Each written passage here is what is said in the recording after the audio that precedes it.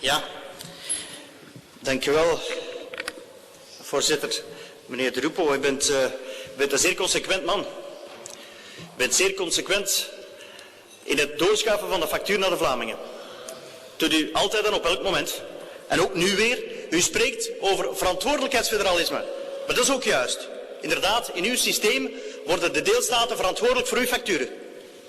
En moeten ze financieel opdraaien voor uw facturen. Dus dat is uw invulling van verantwoordelijkheidsfederalisme. Dus u volhardt in dat factuurfederalisme in plaats van samenwerkingsfederalisme. Maar erger nog vind ik stel vast, ook in uw voorstel in zaken staatshervorming, in zaken de grondwet, dat u eigenlijk ook staat voor een verandering. Maar geen verandering die de Vlamingen willen. U wil eigenlijk raken aan de essentie van ons federalisme. Namelijk dat de deelstaten op gelijke hoogte staan met de federale overheid. Daaraan wil u raken. U wil dicteren via de federale overheid wat de deelstaten moeten doen, wat ze moeten betalen. Dat zie ik in uw voorstellen in zaken staatshervorming, in zaken de grondwet. En net dat, collega's van CD&V en VLD, is net het tegenovergestelde van de verandering die alle Vlamingen zo voorstaan.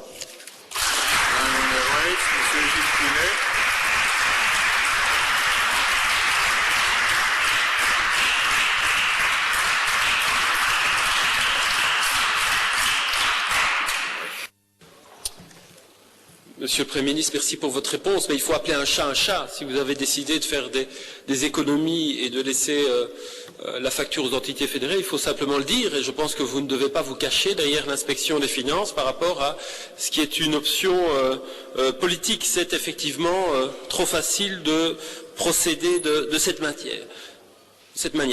Sur la coopération au développement, vous confirmez qu'elle figure bien dans la liste des compétences qui ne seront plus financées par l'État fédéral, tout en disant on va assurer une transition, mais c'est pas de transition, on a besoin en coopération au développement au niveau universitaire.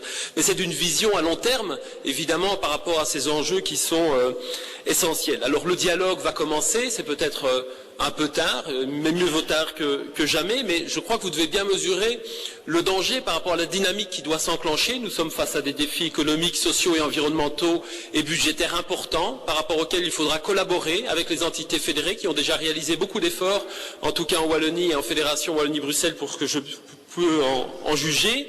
Et si vous voulez d'un véritable fédéralisme de coopération où main dans la main, bras dans les bras, on avance vers des solutions qu'attendent nos citoyens, il faudra procéder d'une autre façon que de placer les autres gouvernements devant le fait accompli. Laissons toujours la parole. Le règlement sur les questions orales urgentes, c'est questions, répliques et puis on termine. Mais enfin, comme je vois que ça intéresse beaucoup de monde. Pour le dernier mot, et vous en êtes le garant au Parlement, mais il y a des choses qui sont insupportables et qui sont totalement fausses qui se disent, et je voudrais le rectifier. En aucun cas, M. Waits, il s'agit de donner une facture à qui que ce soit.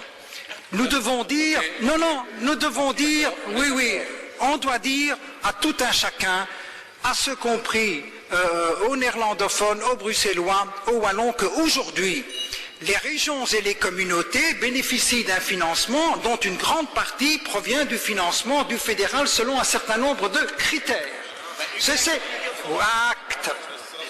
Un instant, c'est la loi actuelle de financement.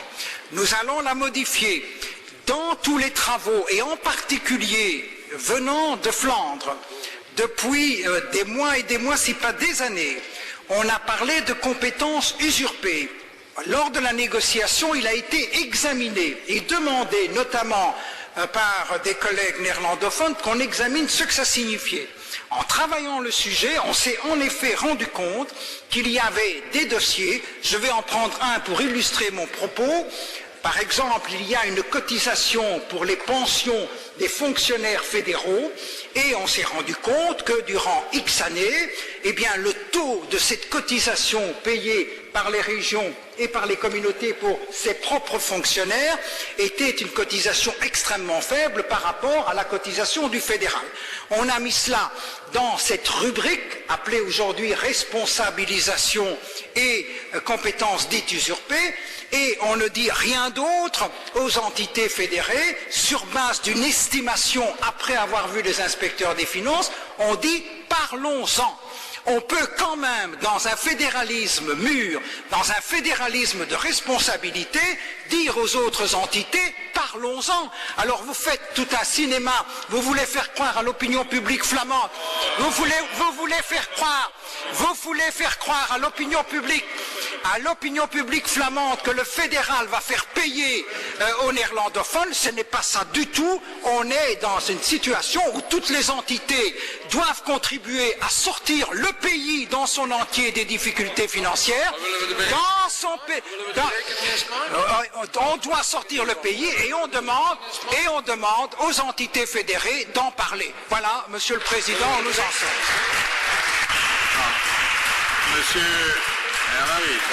Monsieur, je laisse peut-être achever Monsieur Gilles Quinet et puis je passerai la parole à Monsieur Waits. Normalement, Non.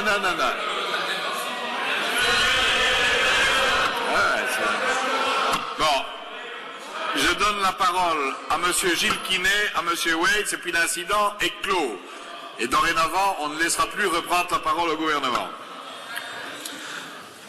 Monsieur le Premier ministre, le problème est évidemment que la concertation vient après la décision budgétaire et qu'il y a un sentiment de mise devant le fait accompli, voire un sentiment d'injustice profonde pour ce qui concerne ce choix en matière de coopération interuniversitaire au développement. Et c'est en ça que je vous dis que vous créez de l'incompréhension et de la difficulté dans la coopération qui est nécessaire pour le futur et que nous souhaitons aussi dans le cadre d'un fédéralisme réellement de coopération. Merci, meneer Waits, voor uw laatste repliek en het laatste woord aan het parlement. Dank u wel. Enigszins onder de indruk en geschrokken van de repliek van meneer De Rupo. Hij noemt enkele voorbeelden van wat volgens hem usurperende bevoegdheden zijn. Maar hij bewijst net onze stelling, dat zijn gewoon facturen die worden doorgeschoven. Dat heeft niks te maken met usurperende bevoegdheden. Ja. In zijn lijst staat bijvoorbeeld ook dat de deelstaten moeten betalen voor de Belgische EU-bijdragen. Sinds wanneer zijn wij lid van de Europese Unie? Ik wil wel, maar ik val echt wel achterover. Ik val achterover, meneer De Rupo, als u zegt, wij beslissen over dat geld, hè. Wij de federale overheid, wij beslissen over dat geld dat naar de deelstaten gaat. Van wie komt dat geld dan misschien? Dat komt verdorie van de Vlaamse belastingbetaler. En als die dan iets terugvraagt, zegt hij, nee, dat is van mij, blijf eraf. En dan nog, daarbovenop, wilt u nog eens facturen doorsturen. En tot slot, als u het heeft over verantwoordelijkheidsfederalisme, over samenwerkingsfederalisme, wel, als u wilt overleggen met de deelstaten, dan doet u dat niet op basis van een lijst waar u de keuze al gemaakt heeft. Dat is geen overleg, dat is geen gezamenlijk zoeken naar een gemeenschappelijke oplossing. En zeker is dat niet samenwerkingsfederalisme, is evenmin, denk ik, het beledigen van een minister-president van de belangrijkste deelstaat van dit land. Hier op de